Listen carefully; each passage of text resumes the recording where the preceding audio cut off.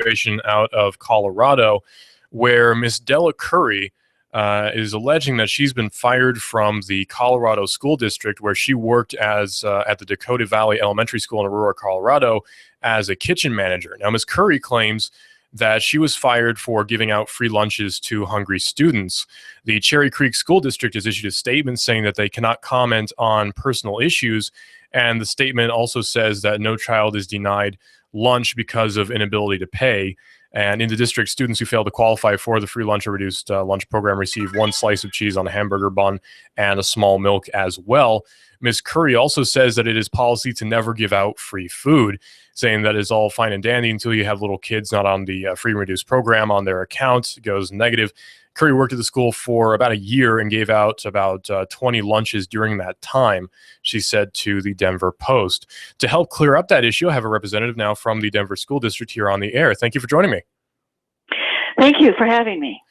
So what would the school district say as sort of a retort to this position that the school district does not give out free food?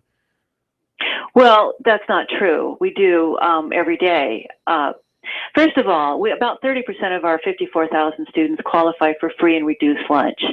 If they only qualify for reduced lunch, then we will make up the difference, and we do not charge them either. So all students on free and reduced lunch receive free food every single day. We have a system where parents can go online and deposit money in their child's account, or they can send them to school with cash, either way. For the first 3 days that a child does not have money in their account or they do not bring money, we give them a hot meal. And then at the second time, we contact the family. We remind them that their account is low or that they need to send the money. And about vast majority of cases, the situation is resolved. On the fourth day, they would receive a sandwich and a carton of milk. At that point, if we thought that there's a problem, we would contact the family, sit down with the counselor, the principal, and anyone else who needed to be involved, and ask them if there were concerns, if they are having a problem, and we would find a way to resolve that. So she's alleging also that she's claiming that this is a direct quote. She says, "I'll own that I broke the law, but the law needs to change." In what way did she break the law? Well, she didn't break the law. What she did do was give away food that she was not authorized to give away. And we have a process for dealing with those situations. She didn't follow it. She never came to any of her supervisors or to the district administration and said, well, I have concerns about this family not being able to pay. She never came to her supervisors or district administration and said, I have a concern about this practice. We would have been happy to sit down and discuss those things. And if we felt that there was a situation that needs to change, then we would have that conversation. So we were never given that opportunity. Okay, so the problem is not that she actually broke the law; it was more breaking of policy in that case. Right. Okay, so there's not going to be. It's not free. Someone has to pay for it, and so again, we will work with families who don't feel that they qualify for free and reduced lunch, but don't feel they can pay. We will work to find a solution for that. It is not necessary for her to do that. We have a process. She didn't follow it, and she didn't bring to us an idea that said, well, I don't think this is appropriate. Can we talk about maybe doing it differently? She never did that. We would have been happy to have that conversation with her. So something I'm noticing that has not been mentioned at all in any article that I've read about this, I've been doing quite a bit of digging into this, is where the food was received from. Was it from a personal source of hers, or was it from the actual school district? No, all the food that the school district distributes comes from food services or food nutrition services. It comes out of the district budget.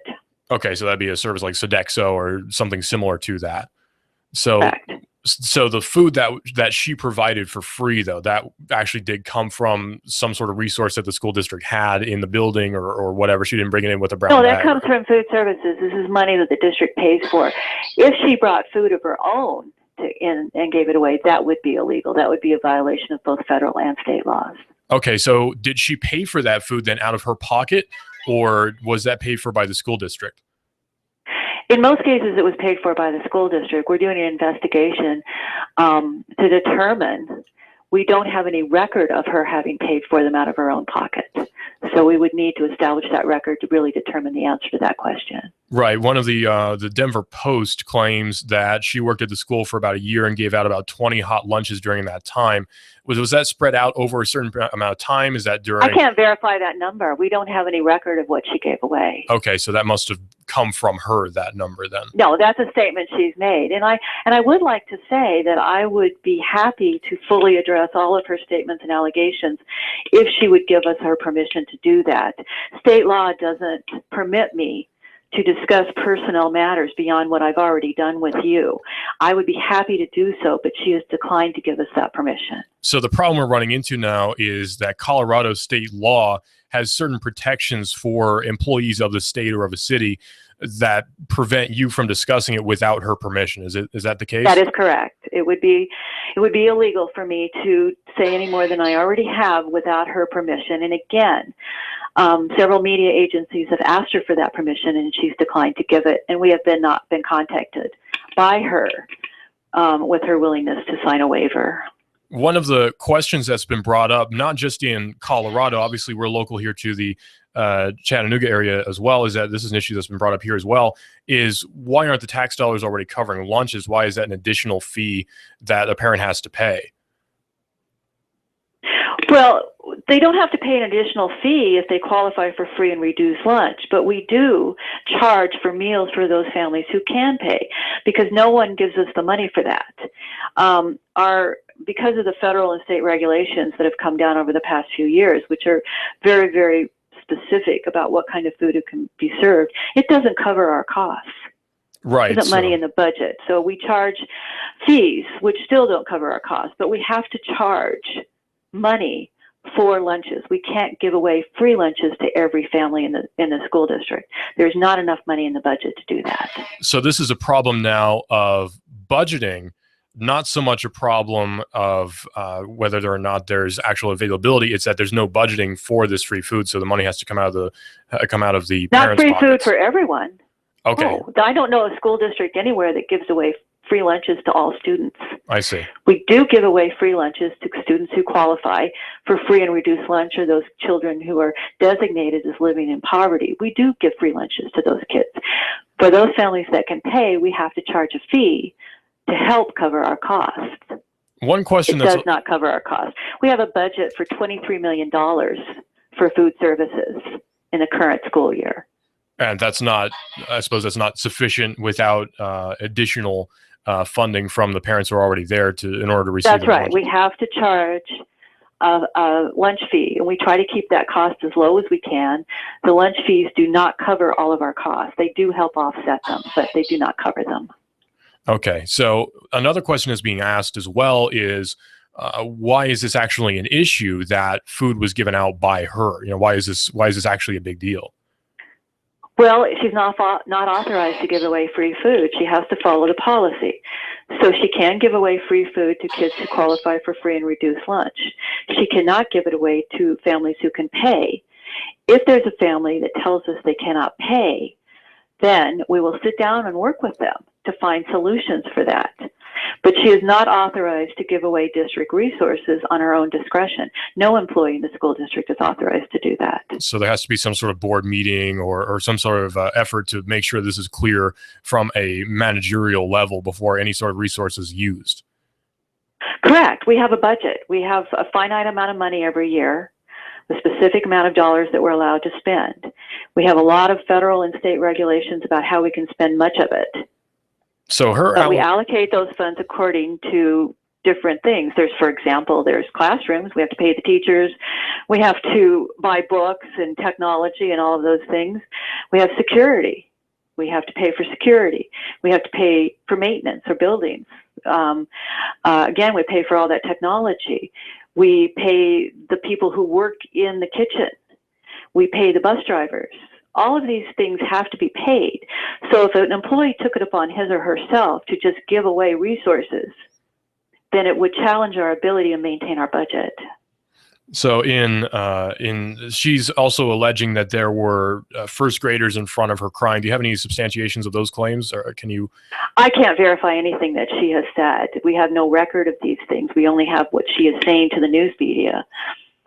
Okay, so walk me through the process then, just to clear things up. Let's say that I'm in that situation, right? I'm the manager of that kitchen, and I see a first grader in front of me crying because they're hungry and they haven't gotten food. What do I do at that point? What would be proper procedure? You provide them with a sandwich and milk, and then we'd either determine why they don't have money.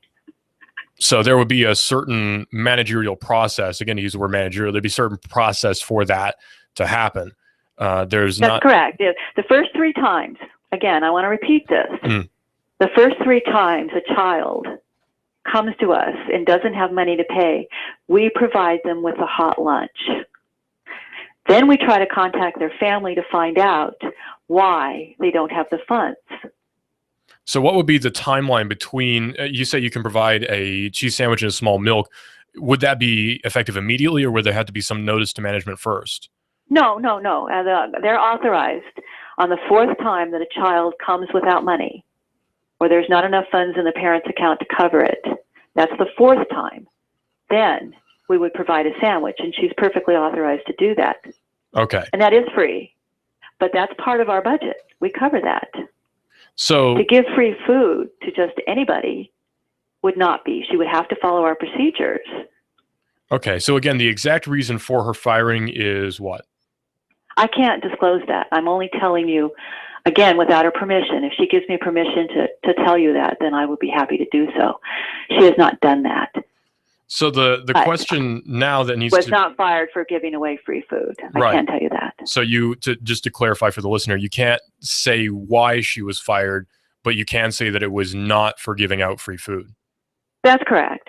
Okay. So until she gives... I can tell you that any employee who violates district policy is subject to discipline up to and including termination. That is true of any employee working anywhere in the school district. We have district policies, many of which are based on state laws, and violation of those can lead to dismissal. Okay, so the thing that she did was a violation of policy, but that was not the reason for her firing. Again, that's correct. Just to be clear. Okay, so until she gives permission, somebody calls her up and asks her, or what have you. Until she gives permission for you to discuss that, she can't do that under Colorado law. She can give us permission. She can waive it. I just can't answer your questions in more detail than I already have. I would like to, but I'm unable to do that. I understand. So it now becomes sort of for her a question of morality, where she's put in this position where she sees this kid in front of her and she says, okay, do I feed this child, or what do I do at this point? She can feed the child. No one's telling her she cannot feed the child. She just has to go through. Feed the child. Okay, so we're not going to not feed a child. We would never, ever not feed a child. So there's no child that goes away without lunch. Okay, so that is not the point of the exercise or this discussion. She was not fired for giving away free food to kids. So if they can pay, then we expect that they do. If they qualify for free and reduced lunch, then the food is free always. If they don't pay, we need to establish the reasons why they haven't paid, and then we can find solutions for that. So she is absolutely authorized to give away a sandwich on the 4th day after a student has not paid. So it's not the issue. Okay, so you're essentially your allegation is that what she's saying is untrue about the circumstances. I'm saying that she has not been fully forthcoming. Okay. So until we get a full and clarified statement from Ms. Curry, then we won't know the full story. And until that is correct. If she gives me permission, I'd be happy to answer your questions. Or, again, she's able to say whatever she likes. I'm just not able to address her allegations. Okay. Well, thank you very much for coming on the show. And if anything else comes up about this, certainly I'll be giving you a call, and I hope that we can clear that up as well. So thank you for coming on the show, ma'am. You're welcome. This is Hot News Talk Radio, AM 1240, and we're going to get back to Sean Hannity right here on Hot News Talk Radio. And we also have CBS Radio News and Fox News. Be sure to listen to my show, of course, which is Hot News Now, coming up in just a few seconds right here on Hot News Talk Radio. This is a modern world. This is the modern world.